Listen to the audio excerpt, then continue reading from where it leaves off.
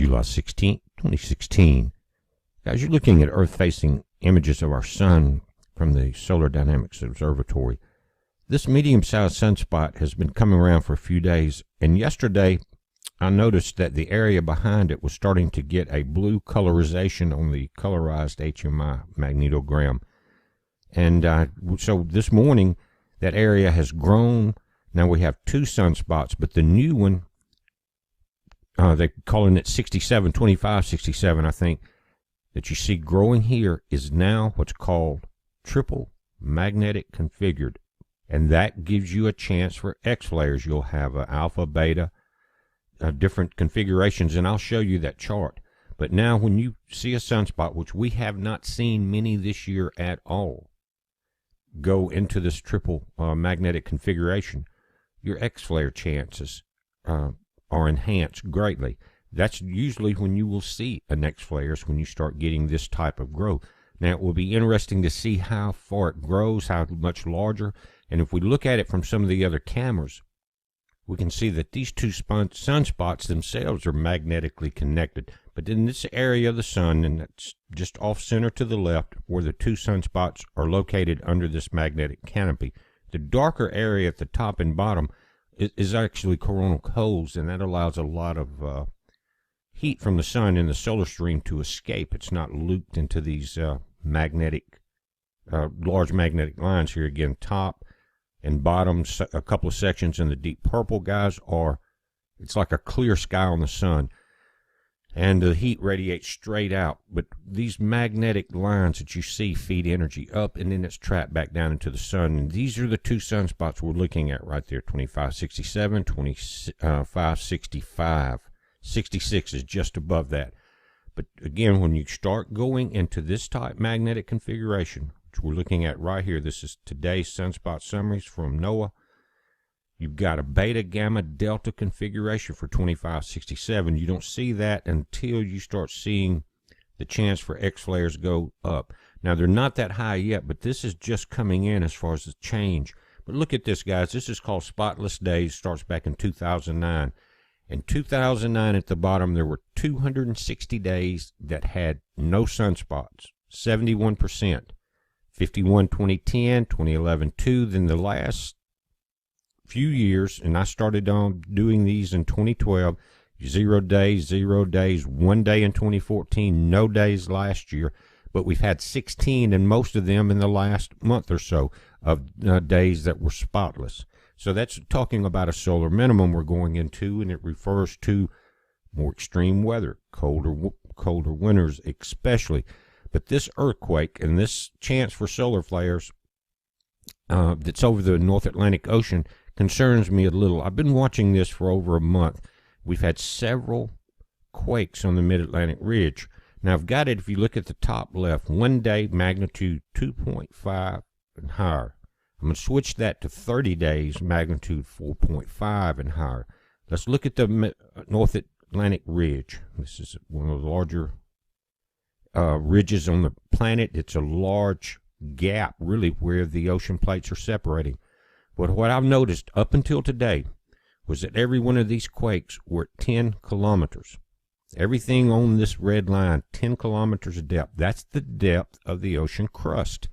The one we had today, though, and I'll show it to you in the orange, was at 19 kilometers. That's the first time in over a month that we've had one that's twice as deep as the other ones. Every one except some of the ones that are off of the tip there are at 10 kilometers. You just go down this list and click on these quakes.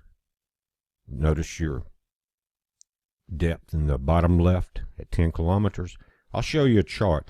What we're dealing with here, without problems from the sun, is a rise of magma. And I'll show you the illustration on that.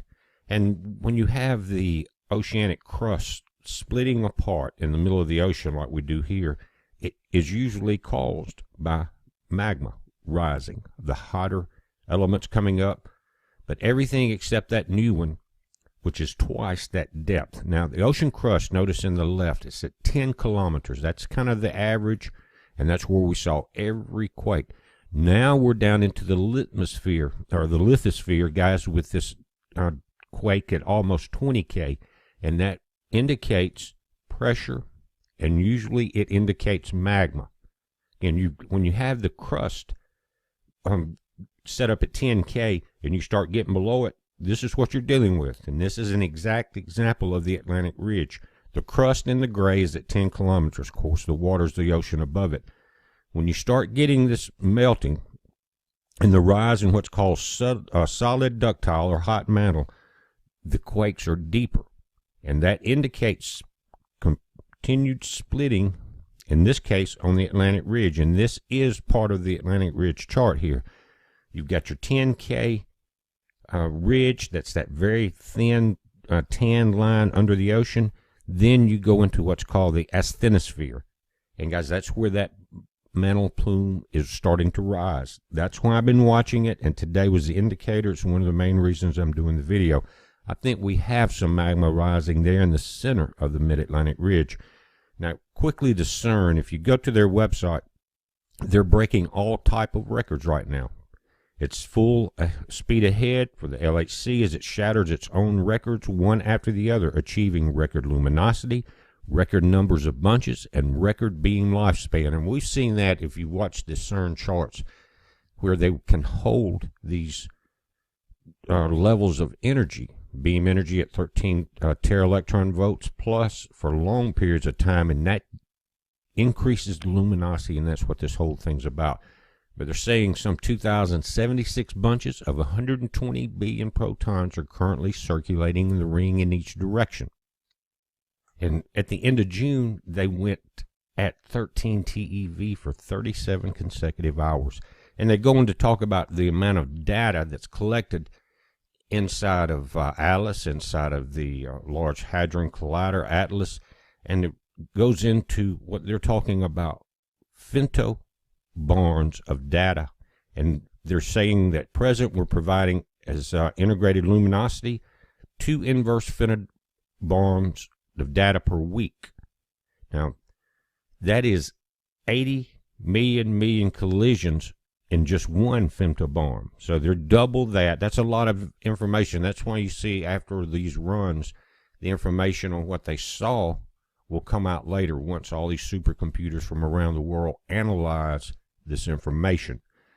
Guys, there's something that I've noticed, and with the solar minimum, we have not seen the effects of CERN as greatly as we were seeing before. In other words, when we were having solar flares, filaments, things like that, you saw the peaks in CERN, and we saw our magnetopoles start to collapse. But with this solar minimum, it's almost as if the scientists at CERN don't have that energy to feed off of. Also, after they shut down the magnetopoles, guys, for almost 4 days, I don't think that it's the same anymore. We will watch it in the next few days as the solar chances of solar flares increase because of these sunspots. And again, that triple configurated area needs to be watched because you're combining too much into one pot there. They can't all get along, basically, and you get these large explosions. And in this case, solar flares. And this year has not been much of a year for solar flares. We have seen some large coronal mass ejections and filament releases early in the year.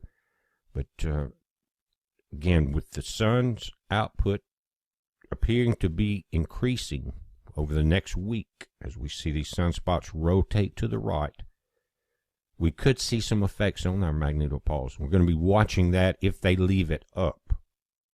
Now, those sunspots, they rotate. It takes about 27 days for them to go all the way around the sun. So you're looking at them on, as far as Earth facing, if you could see the very edge both times, at about 2 weeks of exposure to our planet. Of course, as they're in the center, they're the most directly pointed at us. In other words, we're right under the gun at that point, and that's where it's moving to now. As you see that sunspot come around, the Earth is not on the equator of the sun as if you went straight out, guys. We're a little south of that. If you put an ecliptic in the solar system based on the equator of the sun, we're slightly south. So the more southerly these sunspot areas are on the sun, the more directly we're affected. So we're watching that, and we're watching the Mid-Atlantic Ridge. I have suspected for the last month that we're having increased time of splitting up through that entire section of our planet. And now with this new quake this morning at twice that depth, pretty sure we've got magma movement, and we'll see how the chance of sun flares and solar flares, affect the tectonic pressure. By the way, I think it was Pastor Paul the other day